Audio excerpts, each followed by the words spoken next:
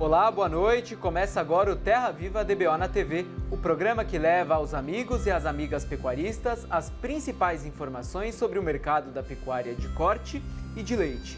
E para não fugir do roteiro costumeiro, a gente começa com a tradicional prosa abrideira do dia. Não é novidade para ninguém, muito menos para o boiadeiro que está em frente à televisão nos assistindo neste momento, que a carne bovina produzida aqui no nosso terreno ultrapassa fronteiras e chega nos mais diversos países, atendendo diferentes tipos de mercado. Tudo isso é fruto da competência e do trabalho em conjunto dos pecuaristas, dos cientistas, do governo federal e de muitos outros elos do que a gente chama de cadeia produtiva. O Brasil investe pesado em técnicas e estratégias para produzir cada vez mais, com qualidade, sustentabilidade, sanidade e atendendo critérios internacionais rigorosos. Mas é verdade também que, apesar de todo esse esforço, ainda tem países que não compram a nossa carne, como é o caso do Japão, um mercado exigente que o Brasil tenta alcançar há mais de 2 décadas. Mas acontece é que o Brasil está cada vez mais próximo da tão aguardada abertura de mercado da carne bovina para o Japão, principalmente após recebermos o status de zona livre de febre aftosa sem vacinação, concedido em maio deste ano pela OMSA, a Organização Mundial de Saúde Animal. Um reconhecimento que é um diferencial para o Japão saber se um país está apto ou não a enviar carne bovina para eles. E nesta semana, o ministro da Agricultura e Pecuária, Carlos Fávaro, fez um anúncio que pode ser um passo importante para estreitar essa negociação. Auditores fiscais japoneses vão inspecionar plantas frigoríficas brasileiras, ainda em novembro, algo que também já havia sido feito em junho. O ministro reforçou que o objetivo é anunciar a parceria com o Japão neste ano. Mas, pelo que eu apurei com especialistas do setor, isso deve ficar para 2026 mesmo. O Japão importa aproximadamente 750 mil toneladas de carne bovina anualmente e cerca de 65% de toda a proteína vermelha que é consumida pelos japoneses vem de fora do país. Transformando isso em valores, o Japão gasta mais de 4 bilhões de dólares por ano com importação de carne, sendo que os principais fornecedores são a Austrália e os Estados Unidos. E como a gente bem sabe, o gigante do Ocidente enfrenta um momento de baixa oferta interna. Ou seja, eles estão com dificuldades de produzir para o próprio consumo. Para enviar para o exterior, então, fica mais difícil. Já a Austrália vem evoluindo bastante nos últimos anos, principalmente enviando carne para o próprio Estados Unidos. Portanto, o Brasil é a alternativa para mandar carne de qualidade e em quantidade para outros mercados, como é o caso do Japão, e que, devido à alta exigência, essa abertura pode ser a porta de entrada para outros países tão exigentes quanto. O que, inclusive, poderia ampliar ainda mais o protagonismo da carne brasileira no continente asiático, visto que a China é o nosso maior comprador. Bom, agora é aguardar os desdobramentos dessa auditoria e torcer para que finalmente o Brasil conquiste esse mercado tão importante para o nosso setor pecuário, né? E vamos agora para o quadro Conversa com o Analista, onde os amigos fazendeiros podem tirar dúvidas com os especialistas da Scott Consultoria. Acompanhe. Olá a todos, meu nome é Gustavo do Prado Santos, eu sou engenheiro agrônomo e analista de mercado na Scott Consultoria. E hoje no Conversa com o Analista eu vim responder a pergunta: entre Japão e Indonésia, qual é o mercado mais importante para a exportação de carne bovina brasileira? Para responder essa pergunta, nós precisamos analisar a abertura destes dois mercados em relação à carne bovina brasileira. No caso do Japão, ainda não há uma definição clara nesse sentido. Tanto em 2024 quanto em 2025, o Japão não foi um comprador significativo de carne bovina brasileira, tendo importado menos de 100 toneladas em ambos os anos. Já a Indonésia tem se mostrado muito mais aberta à carne bovina brasileira, só em setembro tendo habilitado 17 frigoríficos para exportar para o país. Olhando para os números, em 2024, considerando toneladas equivalente carcaça, a Indonésia importou cerca de 15 mil toneladas de carne bovina. Já em 2025, considerando os períodos de janeiro até setembro, a Indonésia importou 22 mil toneladas, um crescimento de 7 mil toneladas em relação ao ano passado inteiro, no período de janeiro até setembro. Portanto, se formos considerar a conjuntura de curto prazo e as atuais circunstâncias, a Indonésia se mostra um mercado mais importante para a exportação de carne bovina brasileira, enquanto o Japão ainda não demonstra uma definição clara de qual será o seu comportamento neste sentido. Muito obrigado a todos, tenham uma excelente semana e um abraço. E se você tiver uma dúvida que requer uma resposta de um especialista, aponta a câmera do seu celular para o QR Code que aparece aqui na tela da sua televisão, que vai te direcionar diretamente para o nosso WhatsApp, que é o 11 9 4174 0716. Eu vou repetir, 11 9 4174 0716. E olha, Cuiabá, capital do Mato Grosso, foi palco do Congresso Mundial da Carne na última semana. O evento reuniu representantes de diferentes continentes que reforçaram o papel estratégico da América do Sul na pecuária mundial e os avanços do Brasil em produzir de forma cada vez mais sustentável. A conferência reuniu lideranças globais do mercado da carne, produtores, pesquisadores e representantes governamentais. Filha de um pecuarista da Colômbia, essa executiva defende que o continente sul-americano deve mostrar ao mundo não apenas volume, mas qualidade e sustentabilidade na produção de proteína animal. A oportunidade de nós estarmos aqui neste Congresso Mundial da Carne nos dá a chance de falarmos o que a gente está fazendo de bem na América Latina, principalmente no Brasil, mas realmente se a gente considerar que 50% da produção de carne do mundo está nas Américas, contando com Canadá, Estados Unidos, Brasil, enfim, os principais produtores estão nas Américas. Então, eu acho que uma oportunidade é algo que nós temos que ressaltar, destacar o tempo todo. Não é só a quantidade de carne que está sendo produzida, mas a qualidade com que essa carne é produzida. Durante os 3 dias de programação, o evento reúne especialistas de mais de 20 países e inclui visitas técnicas a frigoríficos e propriedades rurais de Mato Grosso, que mostram de perto a força e a sustentabilidade da pecuária brasileira. É um evento muito importante porque reúne todo o mundo da carne, bovina, suína e ovina. Aqui está grande parte da cadeia global de valor e o Brasil é protagonista pela dimensão da sua produção e pela sua relevância no comércio internacional. Entre um debate e outro, é possível entender o que os especialistas já falam há um tempo. O Brasil não é apenas um grande produtor de alimento, é também referência global em sustentabilidade e segurança alimentar. Para os Estados Unidos, que exportam cerca de 30% da carne que produzem, o Brasil aparece como competidor estratégico e parceiro de um mercado cada vez mais diversificado.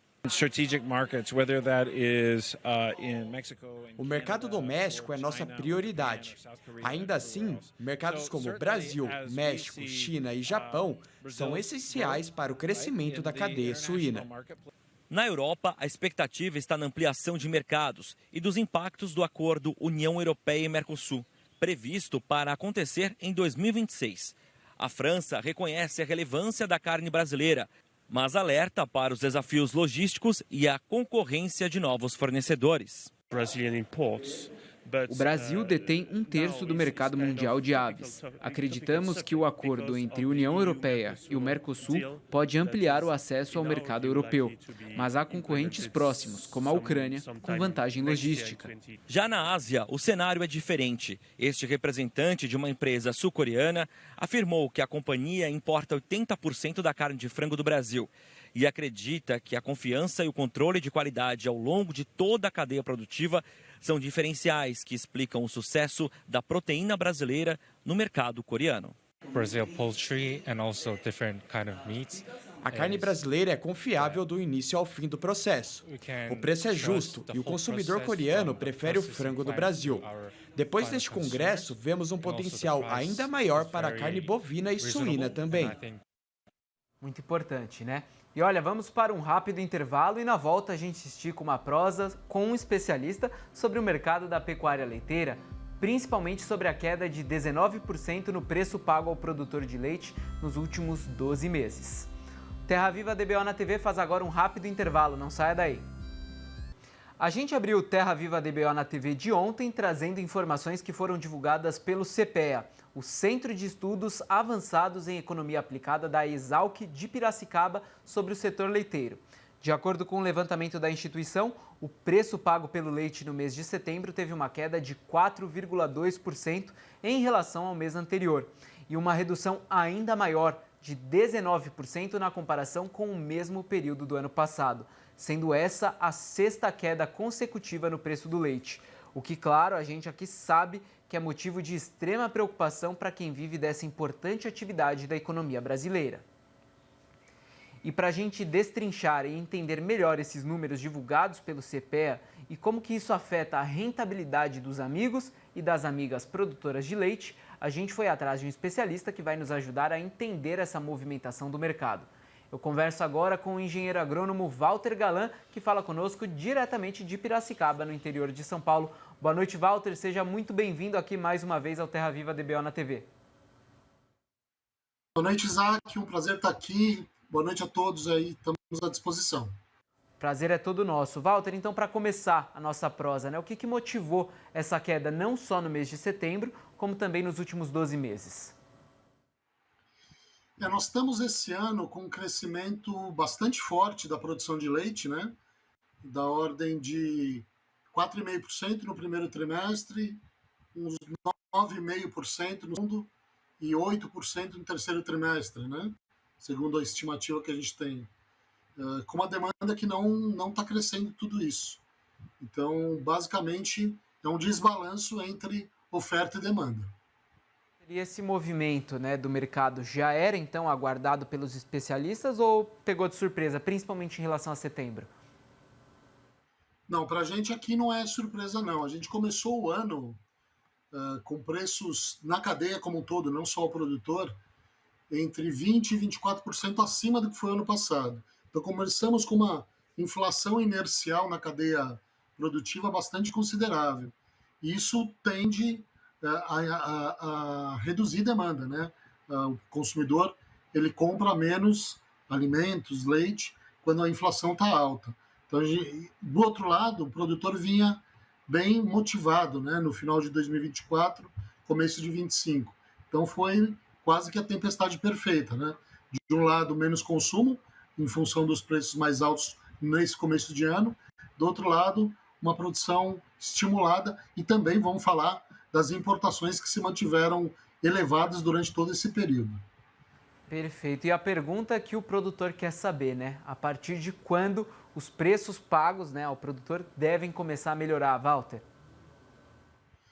A gente ainda deve ter um período de ajuste, né, entre oferta e demanda. A gente acredita que a partir do leite de janeiro, pago em fevereiro, a gente comece a ter alguma recuperação nos valores pagos. Antes disso, a gente vai ter que amargar ainda alguns ajustes. Tá? Então o produtor vai ter que ter ali de 2 a 3 meses aí, um pouquinho mais de paciência, a gente sabe que é difícil. Mas em termos de produção, o que os números mais recentes apontam? Houve avanço aí na captação pelo leite pelas indústrias, né, do leite captado pelas indústrias, ou o clima e os custos ainda limitam essa oferta? Não, como eu disse, né, a gente esse ano vem com um aumento bastante interessante aí no volume de captação, né? 4,5% no primeiro trimestre, 9,4% no segundo, dados já oficiais do IBGE, e a nossa estimativa para o terceiro trimestre por volta de 8%. Então a produção vem bastante estimulada. Né?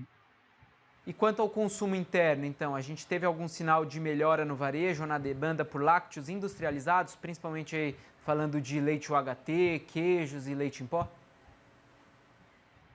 A gente tem alguns dados que a gente está discutindo com a Scantec, que é uma empresa de pesquisa de mercado. O consumo começou abaixo do ano passado, no começo do ano, segundo trimestre, né, em função dos preços mais altos, como eu mencionei, mas agora ele começa a se recuperar. Né? Então, é um alento aí para a cadeia produtiva, um pouco de baixa de preço chegando ao consumidor final, a gente começa a ter uma recuperação de consumo. A gente rodou aí há pouco algumas imagens que estavam mostrando ali as vacas se alimentando, né? Eu queria falar desses custos de produção, especialmente com ração. Teve algum alívio no último mês ou eles continuam pressionando a margem do produtor? No último dado da Embrapa, né, de setembro, aponta uma queda de 2,2% no custo com volumosos e 1,4% de queda também no custo com concentrado. Então, de fato, deu uma aliviada assim no último mês. Vamos ver como é que continua daqui para frente, né? Perfeito, vamos acompanhar então. Walter, então agora falando do mercado internacional, aí você mencionou há pouco as importações. Essas importações de lácteos tiveram mudanças relevantes no último mês? O câmbio e os preços internacionais continuam favorecendo a entrada de produtos importados aqui no nosso país? Essa situação de oferta maior do que a demanda, né, que eu mencionei aqui para o Brasil, é uma situação que a gente encontra no mundo todo, né? A produção vem crescendo nos principais países exportadores com uma demanda que não está tão forte assim. Então, os preços estão caindo também, né? E nos nossos principais parceiros comerciais em lácteos, né, Argentina e Uruguai, isso também está acontecendo, queda de preços. Isso tem favorecido os volumes de importação aí que estão se mantendo em patamares altos, 195, 200 milhões de litros de leite equivalente todos os meses, né? Então, estamos sim num cenário de importações bastante altas. E agora olhando para frente, né, quais são as expectativas aí para os próximos números, né, que vão ser divulgados agora em novembro, referente aí aos dados de outubro, a gente sabe, o que os principais indicadores sinalizam em relação a preços e produção? A produção a gente acredita que segue crescendo, talvez num ritmo um pouco menor em função dessas quedas de preço recentes, né? E os preços, como eu mencionei, né, eles devem continuar em ajuste até o final do ano e começar a sinalizar alguma recuperação a partir do leite de janeiro pago em fevereiro. Esse é mais ou menos o cenário que estamos enxergando para frente. E para a gente fechar, existe alguma tendência climática aí que pode influenciar o desempenho do setor neste final de ano? A gente vai entrar no verão, né? A gente sabe que as vacas costumam produzir melhor no inverno. Como que esse período do ano pode impactar essa reta final de 2025? A gente já tem o efeito Laninha confirmado, né? O efeito Laninha, ele traz menos chuvas no sul do país, mais chuvas no nordeste e chuvas mais ou menos dentro do normal aqui, sudeste e centro-oeste. Só que ele vai ser um efeito, segundo os especialistas, mais ameno do que foi em outros anos. Então, pode trazer problemas no sul do país, né? O sul do país já teve problemas climáticos aí nos últimos 4 anos, mas esse ano, aparentemente, pelo que os especialistas falam, vai ser mais ameno esse efeito, né? O Laninha. Então, esperemos que seja assim mesmo, né? Tá certo, Walter. Quero te agradecer aí mais uma vez por trazer essas informações, essas respostas tão importantes para os amigos pecuaristas, produtores de leite que nos acompanham. É sempre uma honra falar com você, Walter. Obrigado. Obrigado, Isaac. Obrigado a todos. Boa noite. Boa noite. E a seguir, o fechamento do mercado do boi gordo nas principais praças de negociação do Brasil. Terra Viva DBO na TV volta em 4 minutos. Continue com a gente.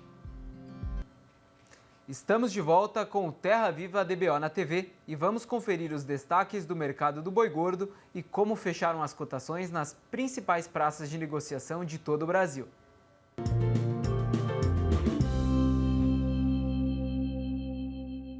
O mercado do boi gordo desta terça-feira em São Paulo apresentou estabilidade. A oferta de bovinos para abate continua relativamente escassa e os frigoríficos ainda seguem com as escalas de abate mais curtas, mantendo cerca de 7 dias para mandar os animais para o gancho.